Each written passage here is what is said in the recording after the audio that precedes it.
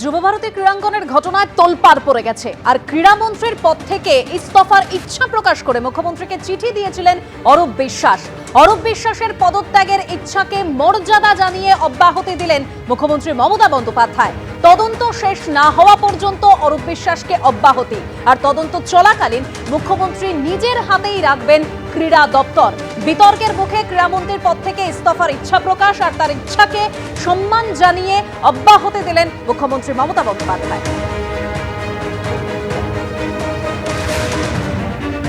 যুবভারতী ক্রীড়াঙ্গনে মেসিকে নিয়ে যে ঘটনা, তাতে রাজধর্ম পালন করেছেন মুখ্যমন্ত্রী মমতা বন্দ্যোপাধ্যায়। তদন্তের নির্দেশ দিয়েছেন একদিকে পুলিশের, অন্যদিকে অবসরপ্রাপ্ত বিচারপতি অসীম রায়, তাকে দিয়ে একটি কমিটি। এবার রাজ্য সরকার পরপর কড়া পদক্ষেপ নিয়েছে। একদিকে ডিজি রাজীব কুমার, সিপি বিধাননগর মুকেশ কুমারকে শোকজ করা, একাধিক পদাধিকারীর বিরুদ্ধে ব্যবস্থা নেওয়া থেকে শুরু করে সিট গঠন, দক্ষ অফিসারদের নিয়ে সিট গঠন, মুখ্যমন্ত্রী রাজধর্ম পালন করেছেন। অন্যদিকে এই তদন্ত যাতে নিরপেক্ষ থাকে সেজন্য ক্রীড়ামন্ত্রী পদ থেকে ইস্তফা দিতেছে ক্রীড়ামন্ত্রী অরূপ বিশ্বাস। ক্রীড়া মন্ত্রী হিসাবে তিনি ইস্তফা দিতেছে মুখ্যমন্ত্রী মমতা বন্দ্যোপাধ্যায়কে তিনি চিঠি দিয়ে দিয়েছেন। এ ব্যাপারে সিদ্ধান্ত বিবেচনা করছেন মুখ্যমন্ত্রী, কিন্তু অরূপ বিশ্বাস তিনি চিঠি দিয়ে দিয়েছেন। আমাদের বক্তব্য, এটা মমতা বন্দ্যোপাধ্যায় মুখ্যমন্ত্রী বলে এবং তৃণমূল কংগ্রেসের সরকার বলেই এই রাজধর্ম পালন চলছে। ক্রীড়ামন্ত্রী অরূপ বিশ্বাসের পদত্যাগের ইচ্ছেকে মর্যাদা জানিয়ে অব্যাহতি দিলেন মুখ্যমন্ত্রী মমতা বন্দ্যোপাধ্যায়। তদন্ত শেষ না হওয়া পর্যন্ত অরূপ বিশ্বাসকে অব্যাহতি, তদন্ত চলাকালীন মুখ্যমন্ত্রী নিজের হাতেই রাখবেন ক্রীড়া দপ্তর। এর আগে ইস্তফার ইচ্ছা প্রকাশ করেন অরূপ বিশ্বাস এবং সেখানে তিনি লেখেন, নিরপেক্ষ তদন্তের স্বার্থে ক্রীড়ামন্ত্রী হিসেবে অব্যাহতি চাইছি। তদন্ত শেষ না হওয়া পর্যন্ত অরূপ বিশ্বাসকে অব্যাহতি।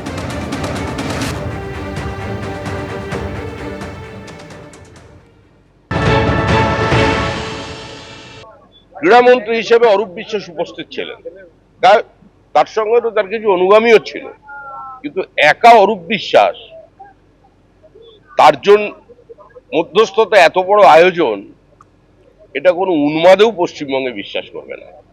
এটা একটা সামগ্রিক প্রাতিষ্ঠানিক দুর্নীতি, লুট হয়েছে, মানুষের টাকা, মানুষের আবেগকে কাজে লাগিয়ে তাদের থেকে টাকা নেওয়া হয়েছে। 200 টাকা 300 টাকা করে জল খাওয়ানো হয়েছে, 100 টাকায় চিপস খাওয়ানো হয়েছে। তারা যাকে দেখতে এসেছিলেন তার বদলে অন্য কাউকে দেখে তারা বাড়ি চলে গেছেন। এখন অরূপ বিশ্বাসের পদত্যাগের মধ্যে দিয়ে আজকে মানুষের এই জনরোষকে প্রশমিত করা যাবে না, আসল গল্পকে অন্যদিকে ঘোরানো যাবে না। অরূপ এইভাবে মাছ, শাক দিয়ে মাছ ঢাকতে চাইছেন, কিন্তু ঢেকেও ফেলেন। শাকটাকে ঢাকবেন কি দিয়ে? একদিকে যুবভারতী কাণ্ডের পরিপ্রেক্ষিতে রাজ্য পুলিশের শীর্ষ আধিকারিকদের বিরুদ্ধে কড়া পদক্ষেপের পথে হাঁটল রাজ্য সরকার, আর এরই মধ্যে ক্রীড়ামন্ত্রীর দায়িত্ব থেকে অব্যাহতি চেয়ে মুখ্যমন্ত্রীকে চিঠি অরূপ বিশ্বাসের, যে চিঠিতে অরূপ বিশ্বাস তিনি লিখলেন যে নিরপেক্ষ তদন্তের স্বার্থে তিনি ক্রীড়ামন্ত্রীর দায়িত্ব থেকে অব্যাহতি চাইছেন এবং তার সেই সিদ্ধান্তকে, তার সেই ইচ্ছেকে মর্যাদা জানিয়ে অব্যাহতি দিলেন মুখ্যমন্ত্রী। তদন্ত শেষ না হওয়া পর্যন্ত অরূপ বিশ্বাসকে দায়িত্ব থেকে অব্যাহতি দেওয়া হলো এবং যতক্ষণ না তদন্ত শেষ হচ্ছে মুখ্যমন্ত্রী নিজের হাতেই রাখছেন রাজ্যের ক্রীড়া দপ্তর।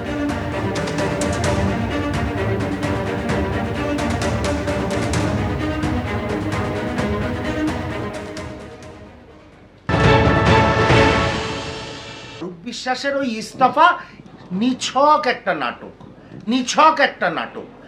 যার ইস্তফা দেওয়ার হয় সেই ইস্তফাপত্র পাঠিয়ে দেয়, ইস্তফার ইচ্ছা প্রকাশ করে না। যদি দিদিমণি আমাকে বেল আউট করে দেন, যদি দিদিমণি আমাকে কোট আনকোট মন্ত্রী থাকতে দেন, অদ্ভুত লাগে, অদ্ভুত লাগে। এবং এটা অত্যন্ত দুর্বিষহ বাংলার মানুষের জন্য, কারণ ফুটবলের মক্কা কলকাতা আজকে এই মমতা বন্দ্যোপাধ্যায় এবং তার দলের জন্যে, তার দলের মন্ত্রী, বিধায়ক, আরও একজন মন্ত্রী, এদের জন্য কালিমা লিপ্ত হয়েছে।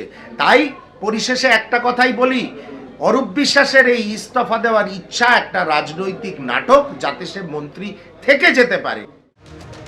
সিপিএম নেতা সুজন চক্রবর্তী এই মুহূর্তে টেলিফোনে রয়েছেন আমাদের সঙ্গে। সুজন দা, একদিকে রাজ্যের ক্রীড়ামন্ত্রী অরূপ বিশ্বাস তিনি যুবভারতী কাণ্ডের পরিপ্রেক্ষিতে ইস্তফার ইচ্ছে প্রকাশ করে চিঠি দিলেন মুখ্যমন্ত্রীকে এবং মুখ্যমন্ত্রী তাকে ক্রীড়ামন্ত্রীর দায়িত্ব থেকে অব্যাহতি দিয়েছেন বলে জানা যাচ্ছে। এছাড়া রাজ্য পুলিশের একাধিক শীর্ষ কর্তার বিরুদ্ধে একেবারে কড়া পদক্ষেপের পথে হাঁটলো রাজ্য সরকার। কিভাবে দেখছেন? রাজীব কুমারকে শোকজ করা হলো, এছাড়াও বিধাননগর সিপিকে শোকজ করা হলো। আমি লোক দেখানো বলে মনে করছি, কোনো সন্দেহ নেই যে যেভাবে বাংলার কলকাতার মাথাটাকে হেড করে দিয়েছে, মুখটাকে কালো করে দিয়েছে আন্তর্জাতিক ক্ষেত্রে, অরূপ বিশ্বাস গ্রেপ্তার হয়নি, গ্রেপ্তার হওয়া উচিত। অন্য মন্ত্রীরা গ্রেপ্তার হবেন।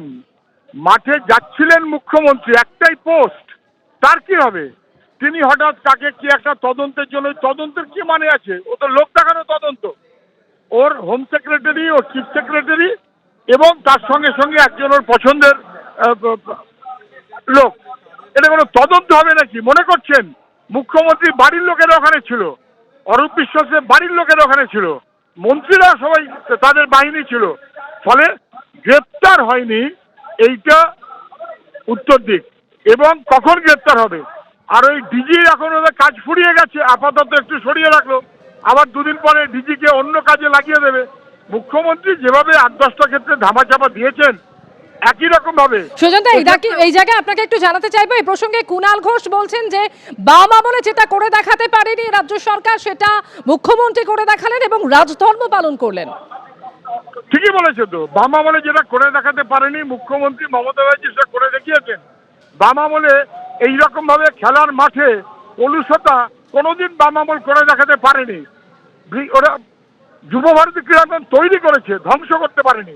মমতা ব্যানার্জি ধ্বংস করার ব্যবস্থা করলেন, এটা নিয়ে কোনো সন্দেহ নেই। আমি শুধু বলছি, ওই যে ডাক্তার অভয়াকাণ্ডের পর তাকে বলল উনি পদত্যাগের ইচ্ছা প্রকাশ করেছেন, আমি বলেছি প্রিন্সিপাল পদত্যাগ করবেন না বলে তাকে প্রমোশন দিয়ে দিল ন্যাশনাল মেডিকেল কলেজে, মনে আছে? মুখ্যমন্ত্রী অপরাধীদের ধামাচাপা দেওয়ার জন্য নানান ছলচাতুরি করেন, লোক দেখানো কারবার, আই ওয়াশ, তার চেয়ে বেশি কিছু না। অনেক ধন্যবাদ সুজন দা। যুবভারতী কাণ্ডে এবার কড়া বার্তা রাজ্যপালের। শনিবার যে বেরোজের বিশৃঙ্খলা তৈরি হয়েছিল তার পরিপ্রেক্ষিতে অভিযুক্তদের বিরুদ্ধে ব্যবস্থা নেওয়ার বার্তা দিলেন রাজ্যপাল। ভিভিআইপি এবং ভিআইপিরা মেসির কাছে পৌঁছে যায়। রাজ্যের দুই মন্ত্রী অরূপ বিশ্বাস এবং সুজিত বসুর নাম উঠে আসছে। ক্রীড়ামন্ত্রীর দায় স্বীকার করা উচিত। দায়িত্ব দিয়ে দুই মন্ত্রী পদত্যাগ করলে তদন্ত স্বচ্ছ প্রক্রিয়ায় হবে। তদন্ত প্রক্রিয়া যাতে স্বচ্ছ এবং নির্বিঘ্নে এগোতে পারে সেই দিকে দেখতে হবে।